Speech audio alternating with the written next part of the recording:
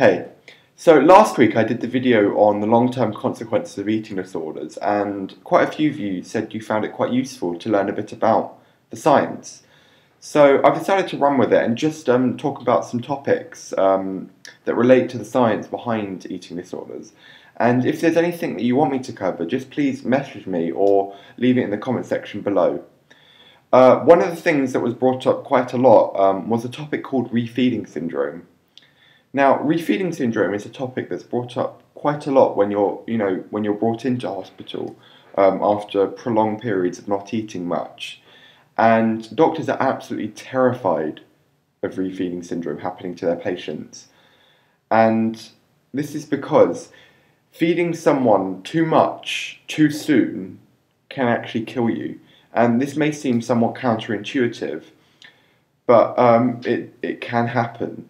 And I think this all runs back to World War II era, where at the end of it they were bringing the Jewish people out of the concentration camps. And the militants, obviously seeing that these people hadn't eaten in a long time, wanted to feed them as much as soon as possible. And thinking they were doing the right thing, they gave them meals, and unfortunately quite a lot of them died. So this led to quite a lot of research and led to the discovery of what is now called refeeding syndrome. And to define it, I suppose, it's a sort of metabolic change that leads to fluid and electrolyte shifts in your body, throughout your whole body, affecting all the organ systems. And these changes are so drastic and so quick that they can ultimately lead to failure of multiple organ systems and therefore death.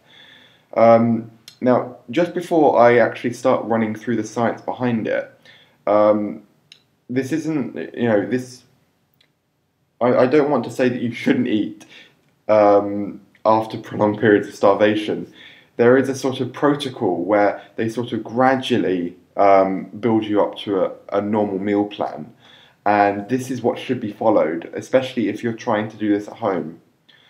So I've got my blackboard behind me again, and I will start talking.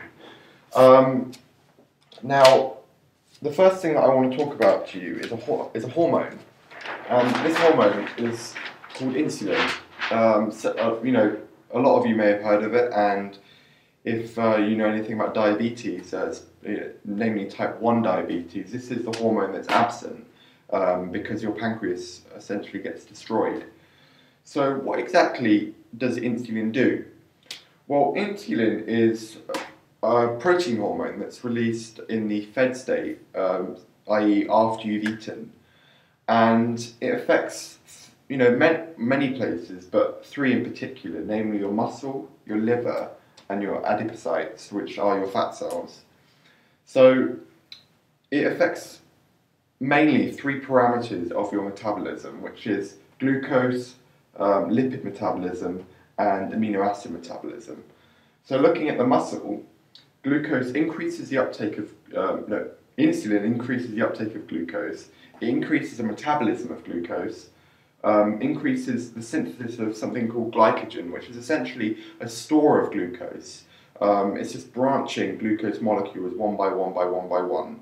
And it's just a way of the muscle saying, okay, I've got a good amount of glucose, I'll just keep some in reserve, so that after I'm out of the fed state, I've got something to use when there isn't much glucose around. And it also reduces the rate of glycogenolysis, which is the lysis, i.e. the breakdown of glycogen. So it's just, the antagonist of glycogen synthesis, essentially. Looking at lipids, it reduces the rate of lipolysis, which is, again, the breakdown of lipids, which you can use to metabolize it for energy. But obviously, if you're in the fed state, you don't need to use fat. And it also increases the rate of lipogenesis, which is the generation of lipids, as their massive counterparts, just like glycogen is the store of glucose. And then looking at amino acids, it increases the uptake of amino acids, increases the synthesis of proteins from the amino acids themselves, and reduces the rate of the breakdown of proteins, again, the antagonist of synthesis of protein. Now, looking at the liver is essentially the metabolic hub of your body.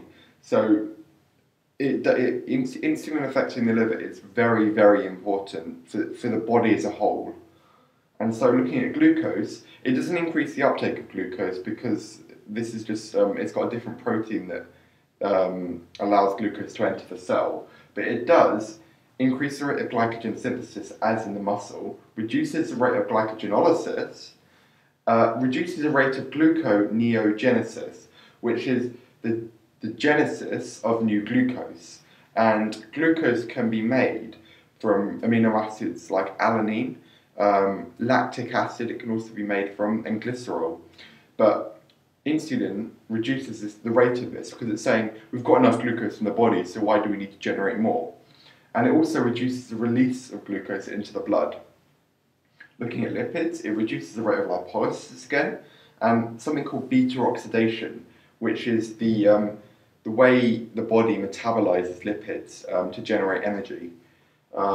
Reduces the rate of something called ketogenesis, which is the generation of ketone bodies.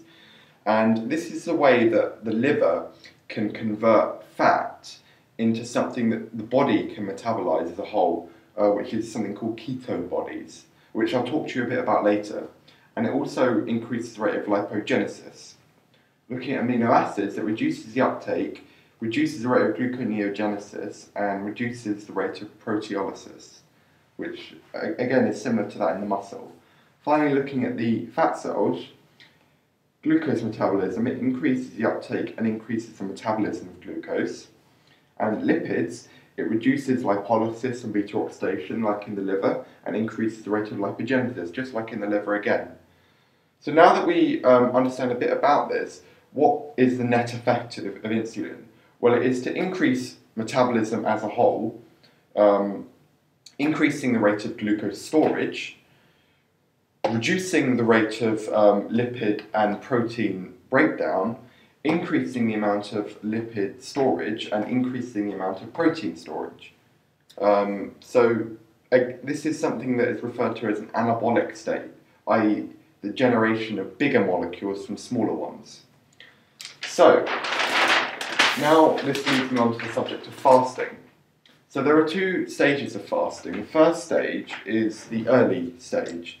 And what happens in the early stages of fasting is that the amount of glucose in your blood goes down.